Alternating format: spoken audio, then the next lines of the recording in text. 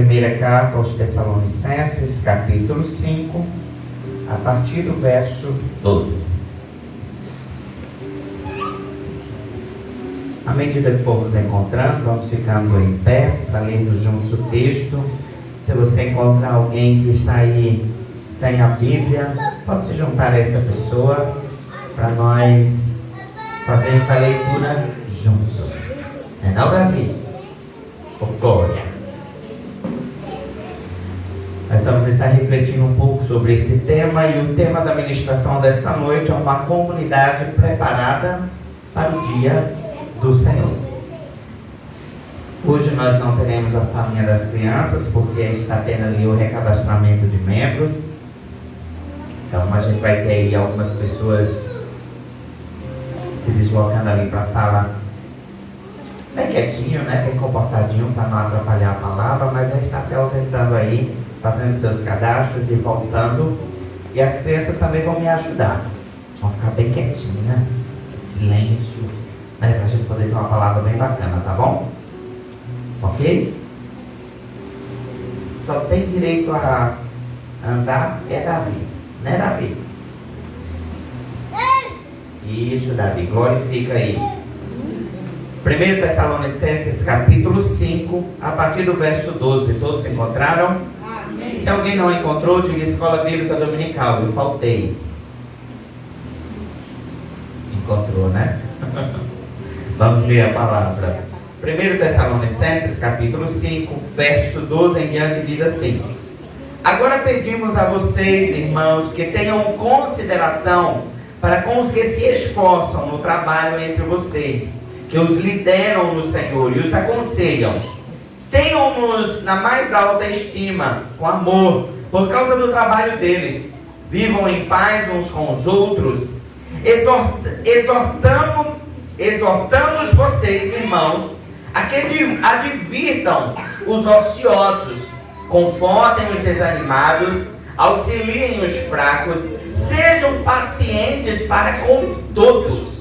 Tenham cuidado para que ninguém retribua o mal com o mal, mas que sejam sempre bondosos, glória! Mas que sejam sempre bondosos uns para com os outros e para com todos. Alegrem-se sempre, orem continuamente, deem graças em todas as circunstâncias, pois esta é a vontade de Deus para vocês em Cristo Jesus. Não apaguem o espírito, não tratem com desprezo as profecias, mas proponham à prova todas as coisas e fiquem com o que é bom. Afastem-se de toda forma do mal. Que o próprio Deus da paz santifique inteiramente. Que todo o espírito, a alma e o corpo de vocês sejam preservados, irrepreensíveis, na vinda de nosso Senhor Jesus Cristo. Aquele que os chama é fiel e fará isso.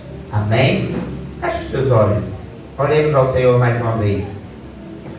Pai, que a tua misericórdia nos alcance por meio da tua palavra.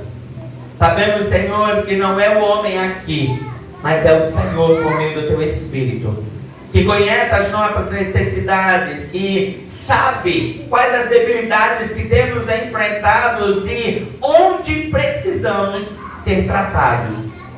Nos encontre e que a tua palavra cause em nós o efeito de mudança, de transformação, que ela possa nos levar a compreender o que o Senhor de fato requer sobre cada um de nós. Nós te pedimos, orando em nome de Jesus. Amém. Podeis assentar?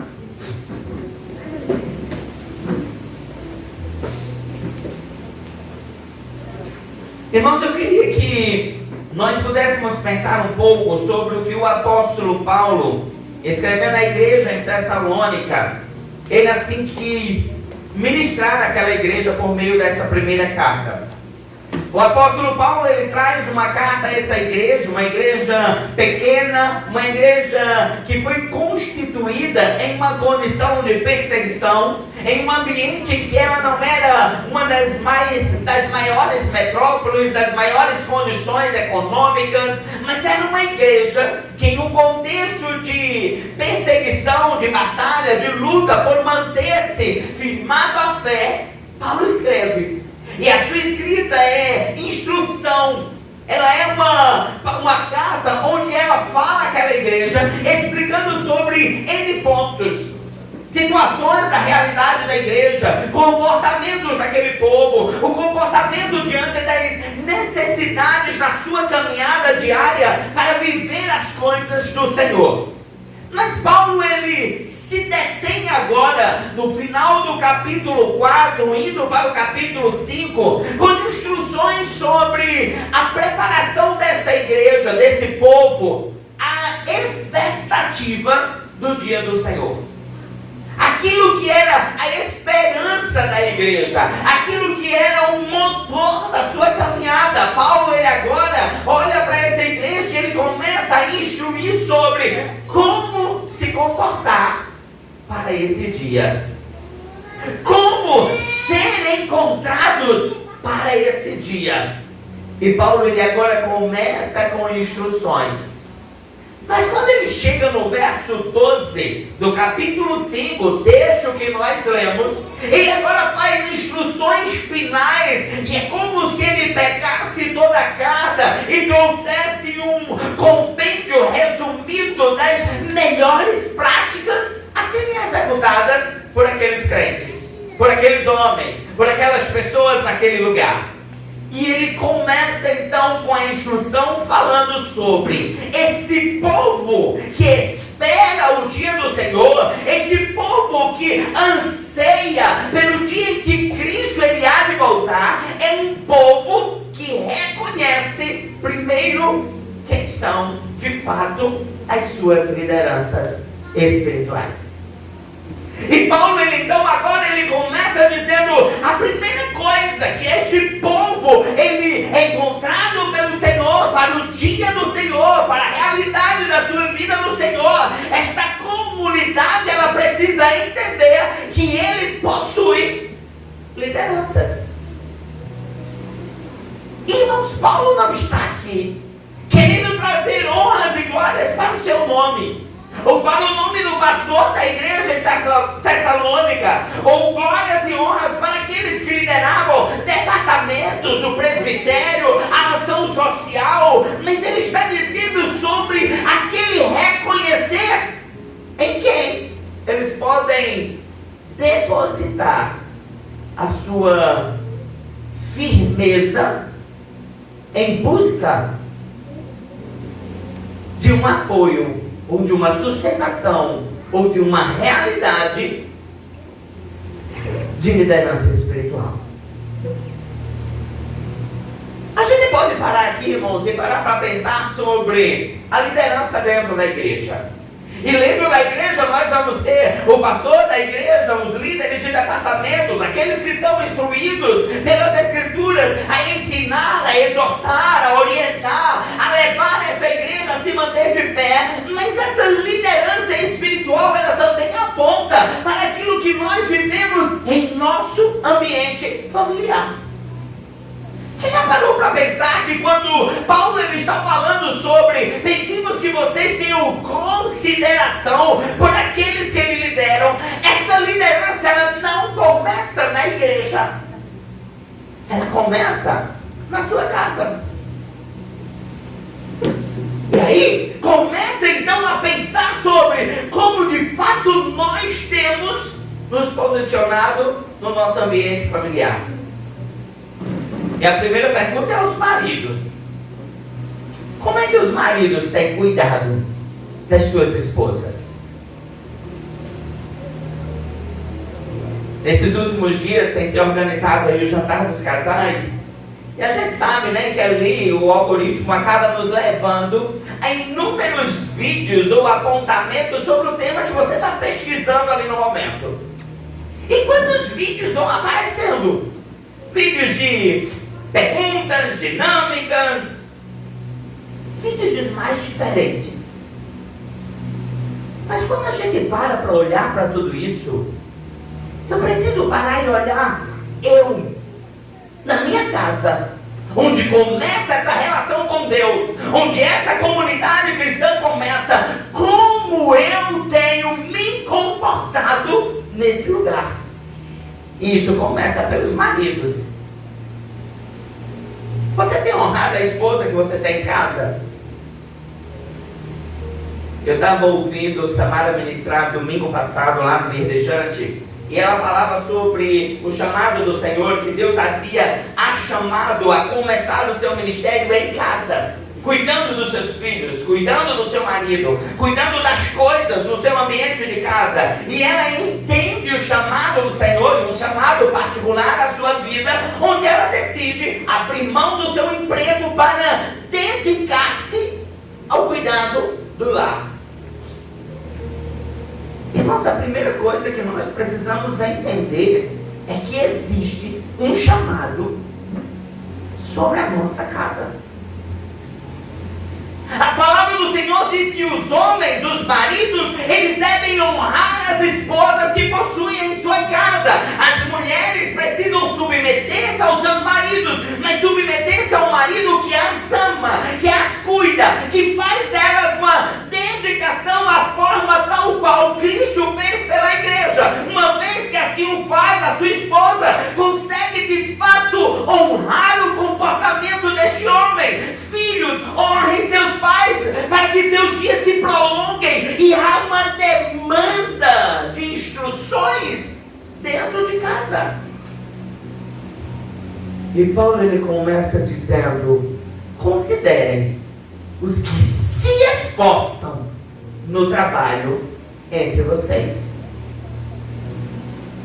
Ele não está dizendo considerem aqueles que são desleixados. Ele não está apontando considerem aqueles que fazem de qualquer forma. Ele não está dizendo considerem as lideranças que se comportam aleatoriamente. Mas ele está dizendo considerem para com os que se esforçam no trabalho entre vocês, que os lideram no Senhor. Não em si mesmo, mas no Senhor. E aí eles lhe aconselham. E começa então em casa, irmãos. Será que é possível nós considerarmos os de casa? Será que nós temos lideranças de fato dentro do nosso lar? Será que nós temos mulheres que se comportam tal qual a palavra se instrui? Homens que são dedicados à sua casa tal qual a palavra? Filhos que honram seus pais de maneira a ser de igual modo as Escrituras? Se eu não começo sendo este homem, esta mulher, esta pessoa de Deus em casa, isso não consegue se refletir na igreja. Começa em casa. O nosso sacerdócio começa em casa. A nossa liderança espiritual começa em casa. O nosso comprometimento com as coisas do Senhor começa em casa. Como também começa em casa o reconhecimento daqueles que de fato vivem de uma maneira responsável as coisas do Senhor.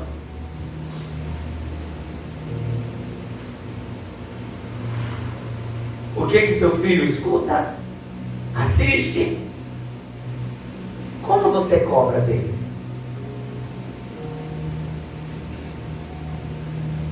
Porque a palavra nos instrui, ele fala sobre aconselhamento. Ele está falando sobre o cuidado. Ele diz, olha, tenham-nos na mais alta estima, com amor. Por causa de quê? Por causa do trabalho deles. Vivam em paz uns com os outros. Ele está dizendo, comece entendendo que você vai dedicar-se àqueles que de fato buscam viver dentro de uma instrução bíblica. Então Paulo ele está dizendo, essa comunidade esse povo que aguarda o dia do Senhor, esse povo que espera ansiosamente o dia em que Cristo ele há de buscar, ele precisa ser encontrado em uma maneira em que há nele reconhecimento, respeito àqueles que cuidam deles. E sabemos respeitar muitas vezes é ouvir não. Essa liderança é muitas vezes você está vivendo uma vontade de algo diferente, ele é entender, não é esse o caminho. E você aceitar, e você respeitar, e você entender que há uma ação espiritual, que há uma liderança que não é humana, que é uma liderança que não é propriamente dita de uma capacidade daquilo que ele sabe fazer, mas que está firmada, envolvida, enraizada em uma relação com o Espírito Santo. Então, seu comportamento reflete esse relacionamento. Não fala com palavras rudes, mas fala com amor. Não trata com leviandade, mas trata com respeito. E Paulo ele diz: vivam em paz uns com os outros. E viver em paz começa de uma vida onde o Espírito Santo é o seu orientador. Ele diz: esse povo, ele precisa primeiro reconhecer aqueles que trabalham. Uma vez que esse povo precisa reconhecer os que trabalham, irmãos, eles também reconhecem aqueles que estão vivendo de maneira incoerente a vontade do Senhor. E Paulo não orienta a respeitar estes que vivem em desacordo à vontade do Senhor. Ele está dizendo: você precisa respeitar, amar, entender aqueles que trabalham em acordo com a vontade de Deus. Às vezes a gente escuta aquela historinha de: mas é porque é o marido. Irmão, se ele não é um marido que está dentro das instruções bíblicas, você não vai para dizer sim a tudo, mas aquilo que aprove a palavra. Porque aquele marido que estiver segundo as Escrituras, ele não vai impedir o que está fora dela. E a palavra diz: é a esse.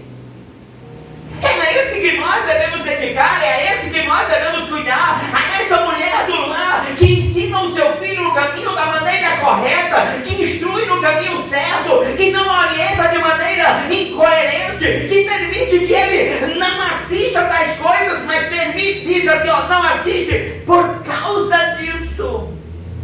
A instrução, a ensino. Porque muitas crianças tornam-se jovens e se afastam. Porque muitos pais não instruíram. A palavra diz: ensina o menino o caminho que deve andar. Ou seja, eu preciso gastar tempo na instrução. Alguém chega à formatura de uma universidade sem passar por anos a fios de aula? Não. Para que seu filho seja esse homem de Deus, para que essa sua filha possa ser esta mulher dedicada à obra do Senhor, eu preciso gastar e desgastar em ensinar. Eu preciso ensinar. Ensinar. Esse é o primeiro passo dessa igreja. E aí Paulo agora ele diz: essa comunidade, uma vez que reconhece quem são aqueles que de fato têm vivido em um compromisso com o ensino, com a instrução, ele agora diz assim, essa comunidade exerce um cuidado voluntário em uma disciplina pastoral. E aí aqui quebra um bocado de paradigmas. Às vezes a gente acha que a função de pastorear é do pastor. Também faz parte. Mas Paulo está dizendo o seguinte, verso 14, ele diz assim: exortamos vocês, ele está dizendo, exorto a essa igreja, que advirtam os ociosos, confortem os desanimados, auxiliem os que estão fracos e sejam pacientes para com todos. Paulo ele diz: vocês têm líder, vocês têm que lhe ensine, vocês têm que lhe dar instrução. Agora pega o que você aprendeu e aplique no teu irmão. Não espere que alguém faça, você precisa fazer. Você está vendo alguém desanimado, você está vendo alguém ali afastado, você está vendo alguém começando a esfriar na fé. Aproxime-se, ame, cuide, ore, interceda, instrua, ensina, exorte, para que esse permaneça. Irmãos, a gente precisa entender que essa comunidade que vai para o céu, ela não trabalha com foco em si, ela trabalha com foco no todo. É no todo. Às vezes a gente está vivendo uma realidade de igreja onde cada um é por si. Que o pastor faça, que o líder do departamento faça, que alguém faça, menos eu. E Paulo está dizendo, querido, essa comunidade que espera o dia do Senhor, ela espera o dia do Senhor se preocupando uns com os outros, entendendo quem precisa, entendendo quem está necessitado, entendendo onde estão as debilidades, buscando ajudar aqueles que estão ociosos, que estão parados na obra, que estão olhando para além, e começa a despertar neles: ei, vamos junto, vamos fazer juntos, vamos trabalhar juntos, vamos orar juntos, vamos ler a palavra juntos. A gente tem tempo para muitas coisas, irmãos. A gente tem tempo para chamar alguém para jogar, para assistir uma série, para ir passear no shopping, para ir fazer compras, para olhar na rede social, para comentar as coisas que ele colocou ali. Mas quantas vezes nós nos gastamos para dizer: ei, vem cá, eu quero estar junto. A gente tem um olhar muito julgador. Ei, fulaninho é assim, misericórdia. Isso é drama. Isso é manha. Isso é besteirão.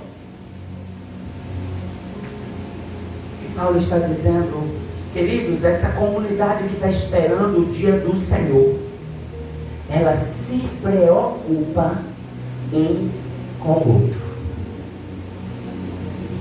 Ela para e diz: ei, Pedro não está legal, deixa eu me juntar ali, deixa eu ver o que ele precisa, o que ele está ansioso ali.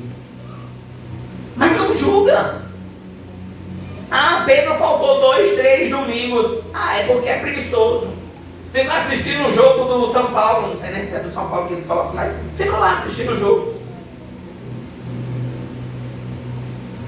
Porque nós temos esse comportamento que não condiz com a realidade de uma comunidade que espera o dia do Senhor. Esta comunidade que espera o dia do Senhor, quando alguém se ausenta, se preocupa. Quando alguém está ali inquieto, ele tem uma inquietação em si de ajudar. Quando alguém está ali precisando de alguma coisa, ele vai para a intercessão, ele ora, ele clama, ele pede. Nós estávamos hoje pela manhã ouvindo, estudando sobre a Ló, quando teve a destruição de Sodoma e Gomorra, e a palavra diz que o Senhor fala para Abraão: iremos até Sodoma e Gomorra para ver o que ouvimos falar. Alguém estava incomodado com a realidade de pecado daquele povo e estava clamando a Deus. O que nós estamos fazendo? O que nós estamos fazendo? Nós estamos orando, nós estamos clamando, nós estamos intercedendo pela humanidade, pela nossa igreja, pelo departamento que fazemos parte. Ou nós estamos transferindo a responsabilidade para alguém? Ou nós estamos transferindo o cuidado para alguém? Irmãos, é muito fácil nós estarmos juntos de quem está ali a todo vapor. Mas e quando a gente precisa se juntar ao insubmisso? Aquele rebeldezinho. Mas a palavra está dizendo que você precisa juntar-se ao rebelde e ensinar. Levar ele ao caminho correto. A palavra está dizendo, aquele que está desanimado, junte-se a ele. Vai lá animá-lo. Vai lá despertá-lo para a fé. Aquele que está ali, fraco, espiritualmente já debilitado, querendo largar tudo, junte-se a ele. A gente precisa. Tivemos aí semana passada o Congresso das Mulheres. Fantástico. Mas teve quem ajudou e teve quem criticou. Quem criticou podia ter decidido, ao invés de criticar, lá, deixa eu ajudar. O que eu posso fazer? A verdade é que a comunidade cristã, a que espera o Senhor, ela precisa ser reconhecida pelo Senhor como aquela que ajuda, que se preocupa, que cuida do seu irmão, que faz mais do que está na igreja. Faz mais. Olha para os necessitados. E aqui Paulo não está dizendo necessitado de pão. Ele está necessitado, aqueles que são necessitados espiritualmente. Às vezes, irmãos, a batalha é tão grande que a gente chega a dias de misericórdia, eu não estou nem afim de ir para a igreja hoje. E aí a gente vai, se levanta, pega ali, vou, tem compromisso, preciso chegar lá. E muitas vezes o que está faltando é aquele que chega junto e diz, irmão, Jesus te ama. E dá aquele abraço. E diz, ó, estou contigo. Às vezes você não sabe de nada do que está acontecendo. Mas você está ali do lado. E vem cá. Estamos juntos. Estamos juntos. Mas às vezes nós estamos mais para o desleixar. Deixa. Cada um toma conta de si. Olha, então ele continua e diz, esse povo, ele rompe com a lógica deste tempo. Verso 15, ele diz então, tenham cuidado, para que ninguém retribua mal com mal, mas sejam sempre bondosos uns para com os outros e para com todos. Ele diz, esse povo, ele é misericordioso.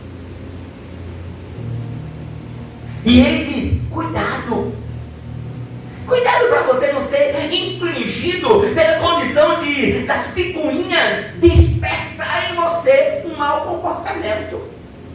Eu não estou dizendo que Morgana vai falar mal de mim e eu vou falar mal de Morgana porque Morgana falou mal de mim. Não. Sabe quando você sabe que Morgana está falando de você? Aí você permite que aquela fofoca chega aqui no coração, trata uma coisa diferente e agora você começa a desprezar. Paulo diz, tenha cuidado. Porque vai ter, irmãos, no nosso meio, vão ter pessoas não instruídas, não maduras. Amadurecimento é algo diário. Você não chega lá num pé de manga, ela nasce e está madura. Ela tem um período, um tempo para cada etapa. Tem manga que vai amadurecer mais rápido, tem outras que vai demorar.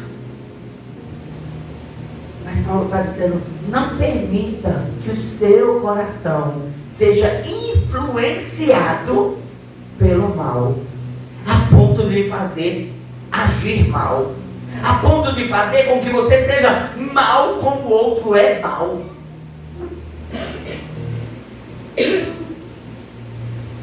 Não existe, irmãos, essa igreja romantizada de que é todo mundo uma bênção, que legal. Não tem. Não tem. A gente olha lá os vídeos do Instagram, lindo, né? A gente vê lá, estamos aqui para receber todos vocês, e aquela...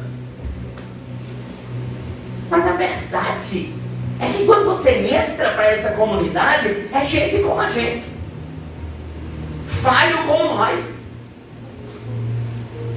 E Paulo ele diz, essa comunidade cristã, cuide, para que você não seja contaminado pelo mal do outro coração. Você já notou que é mais fácil nós evidenciarmos o que fizeram de ruim? Dificilmente você vai encontrar alguém chegando e dizer, ei, Morgana fez algo tão bacana. Ei, Morgana é gente boa. Ei, Morgana, não, irmãos. O povo gosta de fazer assim, ei, Margareta é tão fofoqueira. Tu viu o que ela falou de fulano? Porque a gente gosta disso. A nossa carne gosta disso. Por que os programas de TV, reality show, onde tem lá um monte de gente presa em algum canto, chama tanta atenção? Porque a humanidade gosta dessas coisas. De ver o povo se arrancando, se matando.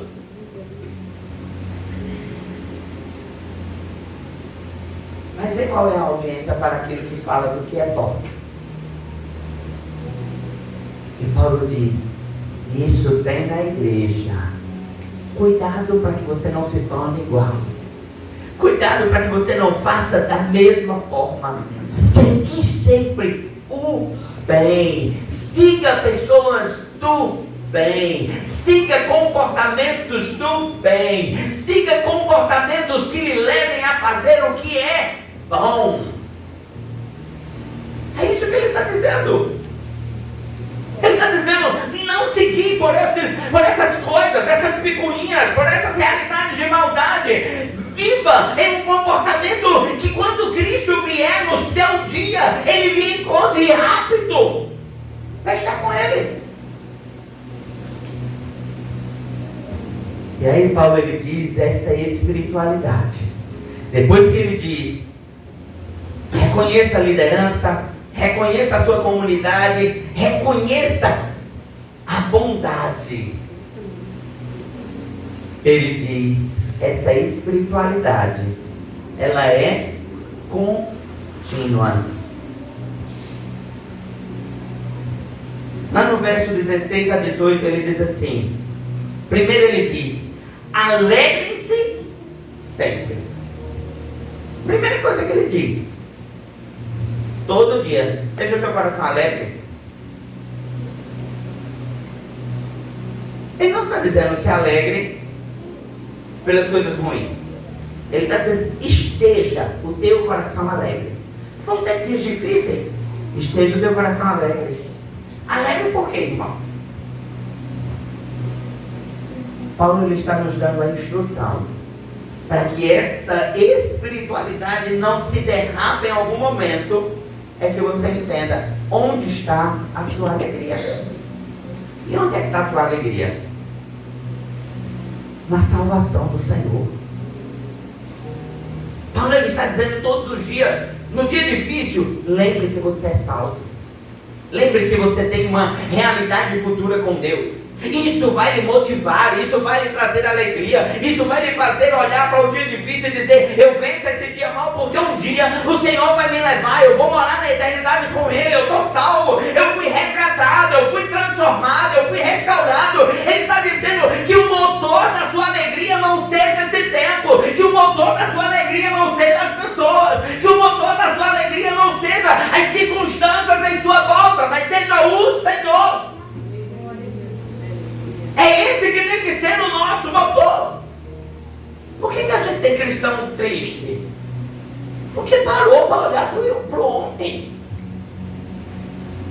Porque parou para olhar aquele que não tratou bem.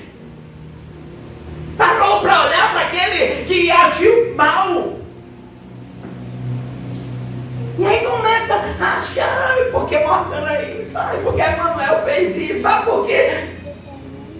Perde a alegria, porque tirou o olho do Senhor e passou a olhar para as coisas desse tempo. Tirou o olhar do Senhor e passou a olhar para as picuinhas do nosso tempo. Paulo, ele diz: alegrem-se sempre, e a sua alegria é o Senhor.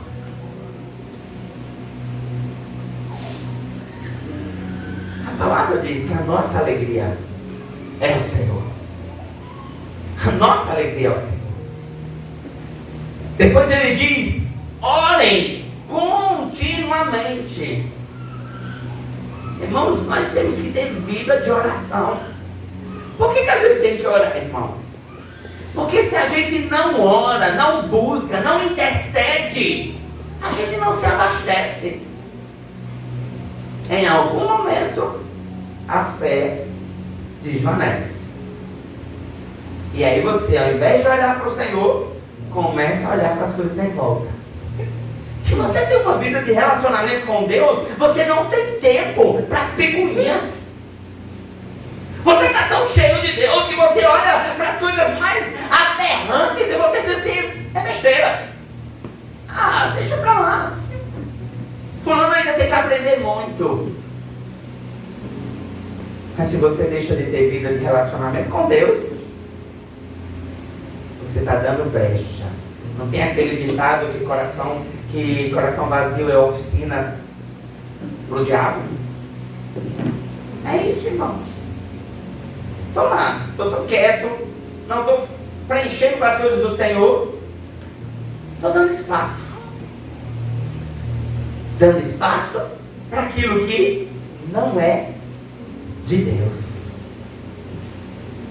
E aí Paulo, ele diz uma frase que me despertou muito o coração 2 semanas atrás. Paulo, ele diz no verso 18, ele diz assim, ó: deem graças em todas as circunstâncias, porque esta é a vontade de Deus. E aí, eu estudando esse texto, o Senhor não nos manda. Às vezes a gente tem aquela historinha: ai, agradeça pela dificuldade, agradeça. Não, ninguém vai agradecer porque quebrou uma perna. Ninguém vai agradecer porque faltou comida em casa. O que Paulo, ele está dizendo é: em Deus, agradeça, seja grato a Deus em todas as coisas, entendendo que Deus está no controle, que Deus está fazendo, que Deus está tratando, que em alguma coisa Deus está ali movendo. Mas a minha gratidão está no Senhor. É ter um coração grato no Senhor. Eu ouvi uma citação numa ministração que eu estava ouvindo, e ele dizia: na hora da situação adversa, tenha 3 gritos de gratidão. E ele usava o exemplo do carro. Você está na estrada, o pneu do carro furou. Misericórdia. A nossa intenção já é misericórdia. E agora? A gente já começa a olhar se está escuro, se o lugar é deserto, e já começa. Aí ele diz: não, na hora que furou, pare, olhe e diga: obrigado, Senhor. O pneu furou, mas eu tenho um carro. Obrigado, Senhor. O pneu furou, mas existe um step. Obrigado, Senhor. O pneu furou, mas eu tenho ferramenta para trocar o pneu. Ele não está dizendo que a situação é fácil. Ele não está dizendo agradeça pelo pneu furado. Ele está dizendo seja grato pelo entorno. Senhor, eu queria pizza, mas só tem cuscuz. Obrigado pelo cuscuz. Não vou morrer de fome. É isso. Se eu for olhar com o olhar das circunstâncias, eu vou começar a reclamar. Misericórdia, cuscuz de novo. Cuscuz de novo. Hoje a Eliane está grata, né? Porque a Eliane disse que comeu 2 quentinhas de feijoada. Oh, glória! Vai ser grato. Amanhã vai ter feijoada. Mas olha assim, diz obrigado, Senhor. Hoje é arroz com feijão e bife do olhão. Mas eu comi feijoada ontem. Glória a Deus por isso. Sabe, irmãos, o que Paulo instrui é que nós precisamos mudar onde está o olhar da nossa gratidão, da nossa alegria, da nossa oração. Se eu começo a olhar para as coisas em minha volta, vou reclamar, vou murmurar, vou questionar. E este povo que murmura, questiona, reclama, não é o povo que vai encontrar o Senhor no grande dia. Seja grato. Alegria, postura interior, oração, relacionamento com Deus, gratidão, interpretação correta da sua vida. Agradeça. Agradeça. Eu moro no 3º andar. E assim, talvez eu errei, né? Porque na minha idade, comprar um apartamento no 3º andar, estou envelhecendo. Vai ficar mais difícil. Mas eu comecei a olhar e dizer assim, mas eu tenho um apartamento. Deus me deu um apartamento. Ah, tá reclamando? Você não está obrigado a vender meu apartamento. O apartamento é meu, Deus deu para mim, aí eu vou usufruir. A gente tem que mudar o foco, irmãos. Ou eu vou começar a olhar e ouvir a quem está questionando, reclamando, falando. Não. A gente precisa mudar onde estão as nossas intenções de vida. Obrigado, Senhor. Ali, é de Gilson lá no Uber, trabalhando. Obrigado, Senhor. Tem passageiro. Tem hora que tá caro, viu? Misericórdia andar de Uber. Tem hora que tem os passageiros que dá raiva. Aí ele olha e diz, obrigado, Senhor, mas é um passageiro, está pagando a conta. Me ajuda, Senhor. Obrigado por esse passageiro chato. Mas a gente precisa mudar o nosso foco, irmãos. Eu conversava lá com a equipe do meu trabalho e eu dizia, o meu supervisor foi um supervisor assim, difícil. Sabe aquele supervisor difícil? E eu disse, Senhor, me ensina a lidar com essa realidade. Porque eu sou grato pelo emprego que eu tenho. Obrigado, Senhor. Nessa dificuldade, o Senhor está me ensinando alguma coisa. Mas a gente precisa mudar o nosso olhar. Essa igreja que vai encontrar com Jesus não é uma igreja murmurona. Não é. Ah, faz um ano que não comprou um sapato. Glória a Deus. Seu sapato está durando até hoje. Olha aí que coisa boa. Deus está sustentando. Não é não, Ana?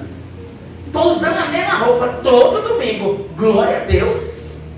Ela não furou ainda. Deus está sustentando por dia que puder comprar uma nova. É isso que a gente precisa. Olhar no Senhor. E aí essa igreja que aprendeu a lidar com a vida em comunidade, esta igreja que aprendeu a lidar com a vida no seu particular, também é a igreja que está aberta à ação do Espírito Santo. E é uma igreja, irmãos, que entende que todas as coisas têm uma ação poderosa de Deus. E ele começa então dizendo: não apague o Espírito Santo. Irmãos, essa é a parte mais fantástica desse texto. Porque ele está dizendo: entenda, não é você que faz, é o Espírito Santo. Não apague a ação do Espírito Santo. Ele diz: não apaguem o Espírito. É apenas um verso. Não apague o Espírito. Não apague a ação do Senhor. Não apague aquele que de fato tem controle da tua vida. Não apague aquele que de fato fala, aquele que de fato age, aquele que de fato transforma, aquele que de fato faz coisas sobre nós. Ele diz: lembre-se ao Espírito Santo do Senhor. Ao Senhor. Irmãos, a instrução de Paulo é que essa comunidade, ela precisa entender que o que é viver em comunidade, o que é viver na sua intimidade, mas é primordial entender que é o Senhor. E ele diz: não trate com desprezo as profecias, mas põe na prova. Põe na prova que você ouviu, porque foi lhe apresentado. Olhe para tudo isso e diz assim: vou colocar a prova. Não, isso aqui está meio estranho. Senhor, vem aqui, me mostra. Mas ele está dizendo: não diga que a palavra, a profecia, a ação do Espírito não existe. Ela existe. Você precisa entender que há uma palavra submetida ao Senhor. Há uma palavra no Senhor. E uma palavra que foi liberada sobre cada um de nós. Não despreze as profecias, julgue todas as coisas, retenha aquilo que é bom. Abstenha-se de toda forma maldosa. Ele está dizendo: instrua-se na palavra. Ela está aqui, irmãos. Está aqui, ó. A profecia diária, todos os dias. Olha para ela, leia a palavra, estude a palavra, medite na palavra. E você não vai ser engordado por nenhuma situação boba. Eu lembro que uma vez a gente saiu com a juventude. Não essa juventude, uma juventude mais antiga. A gente foi para um convite em uma determinada igreja e eu não esqueço, a palavra foi ministrada nesse dia, falava lá naquele texto da transformação de água em vinho. O casamento, né, nas bodas de Caná. E aquele pregador, ele falando sobre a instrução, ali falando sobre o milagre. E ele chega um momento em que ele diz assim: ó, quando chamaram Jesus, e Jesus não foi de imediato, é porque ele ainda não tinha poder. Deus ainda não tinha derramado poder sobre Jesus para fazer milagres. E naquela hora, imediatamente, os jovens olharam para mim e: como assim? Jesus não tinha poder? Instrução na palavra, irmãos. Na hora que eu conheço a palavra, eu não me deixo levar por qualquer coisa. Se não tivesse palavra, o que aconteceria? Chega aqui no outro dia, estava falando isso. Dizendo aí, é assim mesmo. Jesus não tinha poder. Jesus começou a ter poder depois. Não, irmão, Jesus já veio com poder. Mas não era a hora. Não era a hora dele agir. Mas ele tinha poder. Poder. Mas o que eu preciso entender é que eu preciso buscar no Senhor todas as coisas. E para nós finalizarmos o texto, Paulo ele chega nos versos 23 e 24 e ele diz que o próprio Deus da paz santifique inteiramente. Que todo o espírito, a alma e o corpo de vocês sejam preservados irrepreensíveis na vinda do nosso Senhor Jesus. Aquele que chama é fiel e Ele fará isso. Paulo ele chega e diz assim, ó: vocês são o povo que estão ali, ó, na caminhada para o dia do Senhor. Nessa caminhada para o dia do Senhor, aprendam a lidar com quem são os seus líderes. Aprendam a lidar com a sua comunidade, com os seus irmãos. Aprenda a lidar consigo mesmo. Aprenda a lidar com o Espírito Santo. E aí ele conclui dizendo: porque quem faz toda a obra é o Senhor. Não somos nós. Você aprende a viver no Senhor, a comportar-se com o Senhor, a ter ensinamentos que estejam de acordo com a instrução do Senhor. Mas a obra, quem faz é Deus. Você vai instruir pessoas, mas a obra quem vai fazer é Deus. Você vai olhar para realidades da sua vida, mas é Deus quem vai modificar, quem vai tratar, quem vai sustentar. Que a sua vida possa ser movida a viver segundo a vontade de Deus. Você é a comunidade que espera o dia do Senhor. Se ordene a viver segundo aquilo que o Senhor espera de cada um de nós. Olhe para isso. Você está vendo a igreja aqui hoje do Senhor? Quantas pessoas ausentes? Muitas. Terminando aqui, chega em casa, pega o seu WhatsApp, vai lá, conversa com fulano, com ciclano, e aí, irmão, que ouve, sentir sua falta. Converse com cuidado, irmãos. Vamos cuidar uns dos outros, cuidar uns dos outros, para que a gente tenha uma comunidade forte, esperando no Senhor. A igreja de Tessalônica era uma igreja constituída no meio de um caos de perseguição. E Paulo está dizendo: neste caos, vocês podem sobreviver. Cuidem de si e dos outros. Relacione-se com Deus. E o Senhor vai sustentar cada um de vocês. Amém. Vamos ficar de pé.